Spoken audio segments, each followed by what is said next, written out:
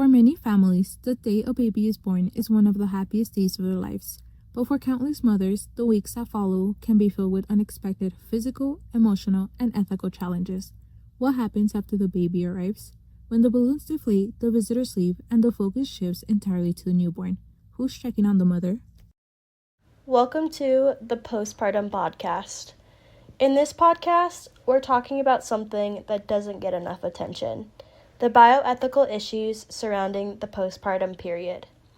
Life after childbirth comes with huge changes, and along with them come important questions about healthcare, access to childcare, different socioeconomic disparities, mental health, and mother and child nourishment across all populations. In this podcast, we will be discussing different ethical challenges women face during the postpartum period, and why these conversations matter for patients, families, and healthcare providers alike. There will be a total of 5 episodes in this podcast series. Each episode will focus on a subtopic within the bioethics of postpartum and an interview with an expert of that topic.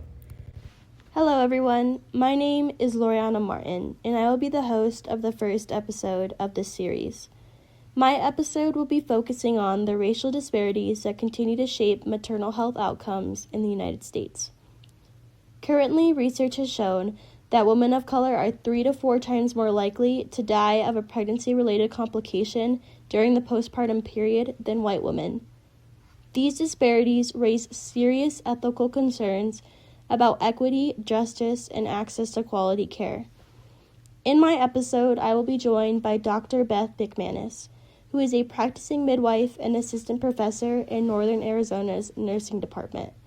Together, we'll explore the systematic factors contributing to racial disparities in postpartum care, how they result in unequal treatment, and what meaningful solutions could look like moving forward. Hello everyone, my name is Alejandra Alonso Levy, and in my episode, I will be tackling a major ethical issue surrounding postpartum, which is postpartum depression and access to affordable and reliable childcare.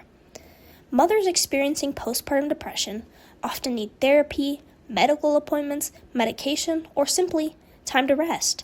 But without childcare, accessing that care can be extremely difficult. This raises ethical concerns about justice and equity. If treatment exists, but mothers cannot realistically access it because they have no one to care for their child, is care truly accessible? High costs, limited availability, and policies tied to employment disproportionately impact low-income and marginalized mothers, worsening health disparities. Stigma, long wait lists, and lack of culturally competent care also act as ethical barriers for these mothers. When these structural obstacles are ignored, the responsibility for recovery falls entirely on mothers.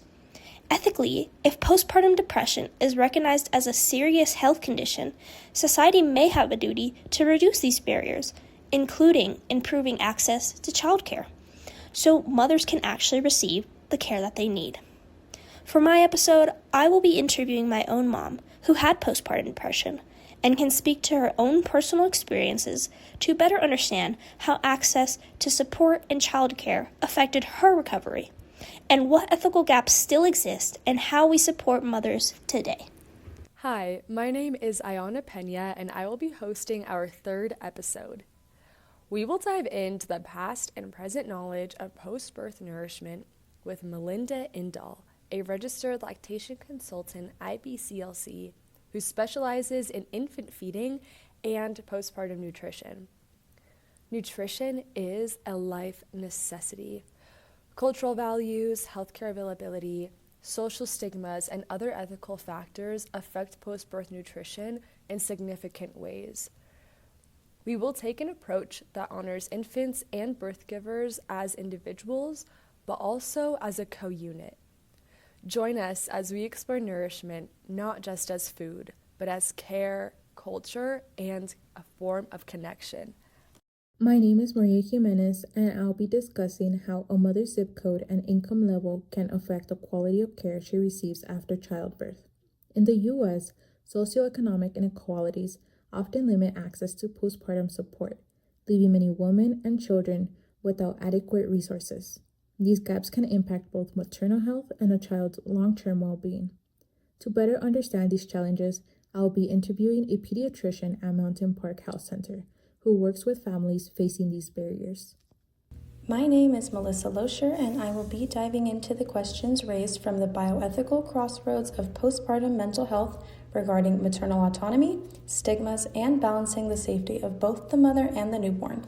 I will be interviewing a psychiatrist that specializes in perinatal psychiatry, which focuses on the diagnosis and treatment of mental disorders from conception up to 1 year after childbirth. Thanks for tuning in. We are so excited to share awareness about the ethical barriers within postpartum care. Stay tuned for our next episode.